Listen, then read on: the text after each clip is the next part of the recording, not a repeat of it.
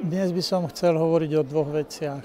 Ako predseda delegácie Európskeho parlamentu pre juhovýchodnú Európu som so 4 ďalšími kolegami navštívil v dňoch 21. a 22. marca Albánsko. Cieľom návštevy bolo získať informácie o tom, ako je Albánsko pripravené na zavedenie bezvízového styku, ktorý Európska únia pripravuje, a aká je momentálna politická situácia v krajine. Boli sme prijatí najvyššími predstaviteľmi, počnúc ministrami, predsedom vlády, predsedkyňou parlamentu a prezidentom, a navštívili sme aj predsedu hlavnej opozičnej strany, ktorá ešte donedávna 6 mesiacov bojkotovala prácu parlamentu.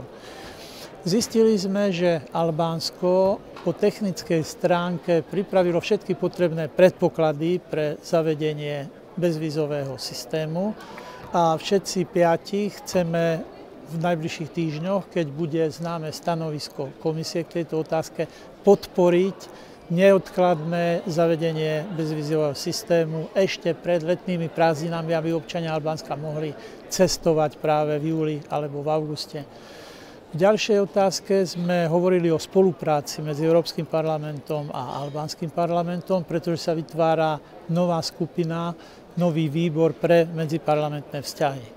A mohli sme hovoriť aj o politickej situácii, ktorá je veľmi napätá, a záver je asi taký, že by všetci politici mali pristúpiť zodpovedne k riešeniu tejto otázky, aby politická scéna v krajine bola stabilizovaná, a vychádzame z toho, že bojkot parlamentnej práce a parlamentnej pôdy nie je európskou formou riešenia problémov.